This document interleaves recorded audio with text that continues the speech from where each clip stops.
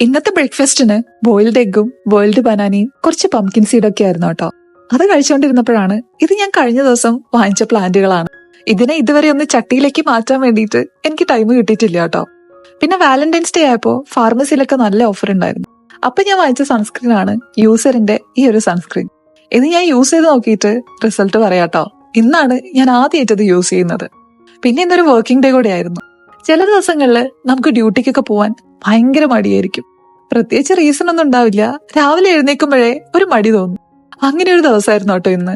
എന്തായാലും നമുക്കങ്ങനെ പെട്ടെന്ന് ലീവ് എടുക്കാനൊന്നും പറ്റില്ല. എന്തായാലും പോയേ പറ്റുള്ളൂ. ഇത് ഇന്നലെ അർജു വന്ന റോസാണ് കേട്ടോ. എനിക്ക് വീട്ടിൽ നിന്ന് ഒരു 2 hours പോവാനുണ്ട്. ആ ഒരു 2 hours മിക്കവാറും ഞാൻ ക്യാബിൽ കിടന്ന് ഉറക്കായിരിക്കും. പിന്നെ ഇന്ന് ഏക ഒരു ആശ്വാസം, ഞാൻ ഇന്ന് വർക്ക് ചെയ്യുന്നത് അധികം റഷ് ഇല്ലാത്ത ഒരു ഫാർമസിയിലാണ്.